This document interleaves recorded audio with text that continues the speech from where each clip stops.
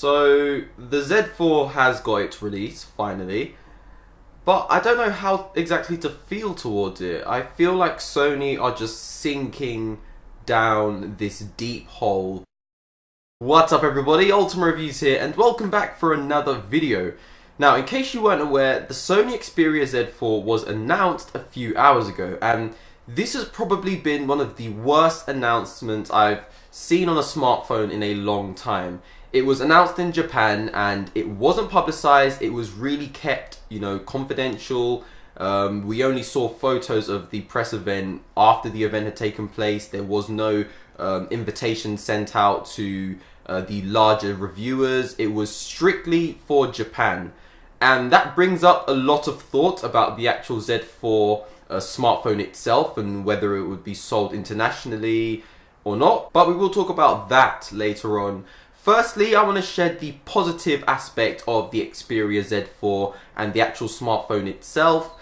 So let's take a look at some of the specs we're going to find. So on the Xperia Z4, starting off with the design, because I think that's probably the most spoken about aspect of the Xperia line. Sony have kept that same Xperia typical looking design, similar to my Z Ultra, which I've been using for a few months now. The glass back, and they've actually included metal borders around the phone, and it also comes in some really nice colors. It comes in copper, white, black and aqua green, I believe. So those are some pretty nice colors, and I really do like the way the color of the phone kind of overlaps the screen, so you can see just a tiny bit of the color. It just really makes the phone look more premium, I guess.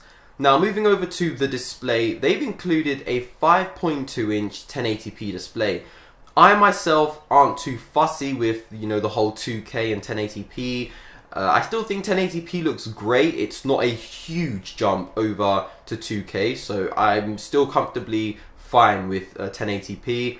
They've also included Qualcomm's latest Snapdragon 810 processor, which we've seen it's been rolled out in a whole wide range of smartphones so far in 2015, and it does a pretty amazing job. It's very fast and responsive, and to back it up, they've also included 3 GB of RAM, so we are definitely going to be seeing that really fluid and smooth experience. And it also will be running on Android 5.0 Lollipop, which is always good to see. I guess all devices should be running that by now. And it will also include their 20.7 megapixel Exmor RS with no optical image stabilization camera, and it's actually the same one we saw here, 13. So Sony have also done a great job by making the Z4 lighter and thinner. It actually measures in at 6.9 millimeters, which is incredibly thin. Unfortunately, they had to cut down on other aspects of the phone, such as the battery life, which is a downside, of course. Sony were known as the king of battery life a few years ago. They used to promise 2 days straight of battery life, which is incredible. That kept them at the top of their competition. A lot of smartphone manufacturers came close, but they couldn't exactly match Sony's battery life. But they've had to reduce 140 milliamps, of course, which kind of takes them off that current top spot. So I guess you could call that the positive aspects of the Xperia Z4. I really do want to emphasize on the design, because I think it looks a whole lot more redefined than the Z3. I love the colors they've included. I love the way the color just shows over that border. It just looks so much better. But the announcement was what shocked me, like big time. I couldn't sleep last night, so I decided to go on Twitter, which by the way you guys should follow me on, @UltimateRev. And I was just flicking through until I saw photos of the Z4. And this wasn't leaks, this wasn't like rendered images, this was the official announced photos. And I was like, what?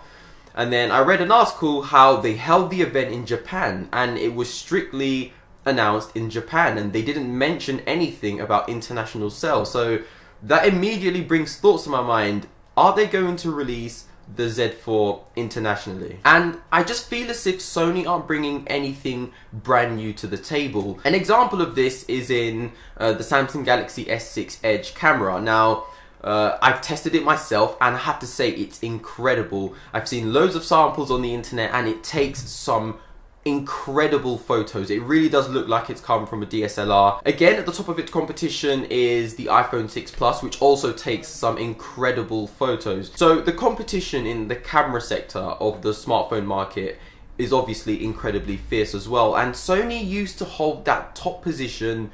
My biggest concern is that we haven't seen an updated camera sensor, which is the 20.7 megapixel sensor that they've also included in the Z4. We haven't seen an upgrade since 2013. So Sony are relying on a 2-year-old sensor on a 2015 flagship device. Don't get me wrong, the 20.7 megapixel sensor on the Z3 and the Z2 and even the original Z, it took some pretty incredible photos, but you need to constantly upgrade your technology in order to keep up with competition. And let's be honest, Apple are advancing. Apple have always had that upper hand with cameras because they have always been able to produce smartphones that take really great photos. Not so much with Samsung, but with the S6 Edge, everything has just changed. Like, camera quality on that phone is incredible. Which brings us to the battery life, which unfortunately is another negative aspect. And I really wish Sony created a phone where I could be like, wow. But the Z4 didn't wow me. And, you know, they've had to reduce the battery down to 2,930. So they had to knock off 140 milliamps. And that was in order to make the phone thinner.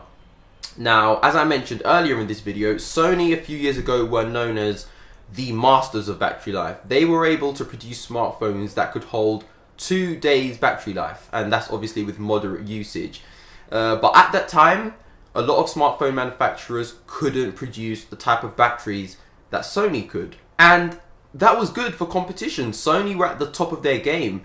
A lot of things people rely on a smartphone these days is battery life and camera. And we've already spoken about camera, which hasn't gone so well for Sony, and neither has the battery life. With the HTC One M9, which features a 2,840 milliamp battery, and the LG G Flex 2, which features a 3,000 milliamp battery, they are both able to hold just about a day's battery life. So the HTC One M9 features a 2,840 milliamp battery, and the LG G Flex 2 features a 3,000 milliamp battery.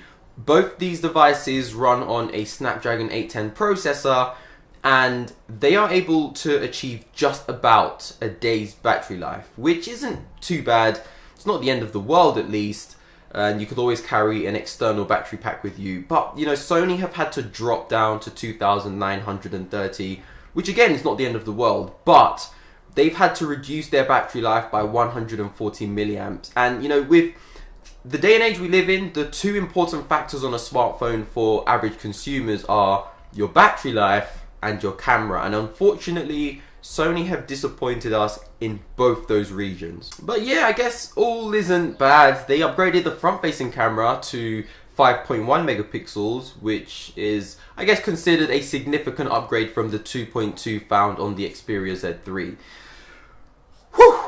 But yeah, I guess, you know, this has just been my thoughts and impressions on the Xperia Z4. I hope you guys could, you know, develop your thoughts and opinions and drop a comment down below. I really want to know how you feel towards the Xperia Z4. Personally, I feel like Sony have just disappointed, and they're probably gonna stick a massive price tag on the Xperia Z4, expecting everyone to buy it. And I am a Sony fan. I've been using the Z Ultra. You know, I love the form factor. It's huge, it's different, and it's made by Sony. But I feel like Sony are falling off, and they used to be a very well-known, very popular smartphone manufacturer, and they still are. They still produce incredible phones, don't get me wrong, but in terms of their flagship device, things are falling off big time. But yeah, guys, this has been my first impressions, thoughts slash opinions on the Xperia Z4. I really want to know what you guys think, so feel free to drop a comment down below. Thumbs up this video if you have enjoyed it. It really helps out a lot. And also subscribe. I will be bringing a whole lot more content on the LG G4, which is actually officially announced in a few days from now. And for all you Apple Watch fans, mine will be shipping very soon, so I'll be bringing you guys some hands-on coverage of that. Other than that, guys, I will see you all in the next video. I'm going to go enjoy outside. It's really sunny. And I will see you in the next video. Peace.